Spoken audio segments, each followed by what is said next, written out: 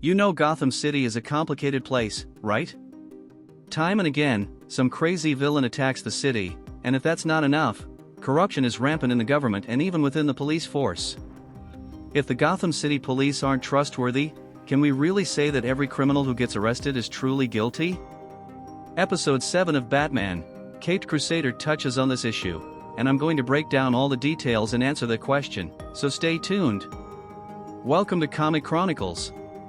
Batman Caped Crusader has delivered episodes with strong themes and complex discussions that we usually see more in comics than in animated series. For those who read, you know what I'm talking about. It's not the case for every animation, but typically, action scenes tend to be longer and are sometimes the main focus of the story. This also happens in comics, but for decades, we've had stories tackling more complex and profound discussions. Batman Caped Crusader is an animated series that emphasizes these discussions. The strength of the episodes lies in the writing, and this episode definitely deserves your attention. So go ahead and give a bat like on this video and subscribe to the channel. It really helps us grow here on YouTube. Thank you so much, and let's dive into the video. In court, one of Barbara's clients thanks her for defending him and winning the case in a trial, but Jim Gordon doesn't seem to agree and criticizes her for letting a criminal go free, leading to a discussion about their own definitions of justice. As they argue and walk toward the courthouse exit, someone attempts to shoot the commissioner, but another officer intervenes and shoots the assassin. At the GCPD, the officers discover that a bounty has been placed on the commissioner's head and begin investigating who might have ordered the hit. Batman conducts his own investigation and visits Barbara's office to inform her that the order came from Blackgate Penitentiary, and anyone who completes the job can collect the bounty. Since Jim has worked in the police force for 30 years, the list of criminals he has arrested who might have given the order is extensive. However, the masked vigilante assures her that he will continue investigating and asks Barbara to keep her father safe in the meantime. At Blackgate, Batman interrogates one of the inmates and finds out that Muller was the one who ordered the bounty on Jim and increased the amount after the first attempt failed.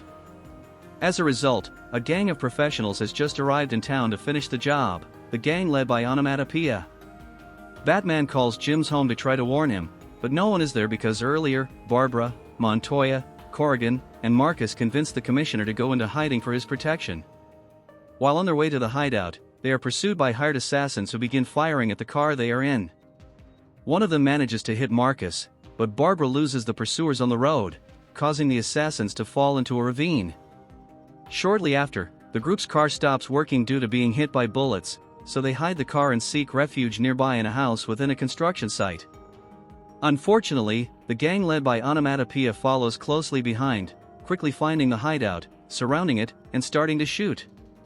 Fortunately, Batman also locates the hideout and begins to take down the gang members one by one until he knocks out their leader, Onomatopoeia. Batman tells the commissioner that he was never the target, but Barbara was. Jim rushes to his daughter and sees Corrigan pointing a gun at her. He quickly shoots the weapon out of Corrigan's hand, causing him to drop it, and Barbara seizes the opportunity to take him down with a punch. Later, police reinforcements arrive at the scene and arrest the Onomatopoeia gang and Corrigan. In the end, at Blackgate, Barbara visits Muller and tells him that when he was arrested, she managed to get him the best possible deal, but he truly deserves to be where he is because of his actions. The episode is not really focused on Batman, but rather on the Gotham City police. In the comics, there's the Gotham Central Saga, which also presents stories from the perspectives of police officers and investigative plots. It's a fantastic saga, and I highly recommend it for anyone who hasn't read it yet. The main characters are police officers Renee Montoya, Crispus Allen, and Marcus Driver, showcasing not only their interactions with insane criminals in a Gotham City with Batman, but also the numerous challenges they face daily while working in a corrupt police force. Corruption and bureaucracy also pose problems in Gotham. It's not just about the insane criminals. Batman Caped Crusader adapts a lot from Gotham Central. From the first episode, we see Commissioner Gordon and Detective Montoya trying to tackle corruption in Gotham. Notably, the writer Ed Brubaker, who penned Gotham Central, was the head writer for this season, writing several episodes and advising on the overall construction of the first season. Additionally, while this has been present since the first episode, this episode puts a greater focus on Barbara Gordon working as a defense attorney for criminals who may have been wrongfully imprisoned. In a Gotham where police are corrupt, many criminals are likely being falsely implicated in non-existent crimes. It's interesting to note the conflict between Jim Gordon and his daughter in this episode. Jim doesn't want her helping criminals, while Barbara believes otherwise, given the police's unreliability. Their discussions in this episode are compelling, especially as the criminals she defends start acting against Commissioner Gordon, putting Barbara's views to the test as the episode progresses. The episode does a great job of establishing a twist at the end.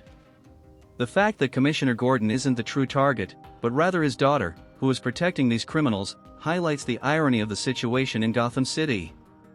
Jim Corrigan, meant to be one of the best detectives, succumbs to corruption as the bounty for Barbara is too high.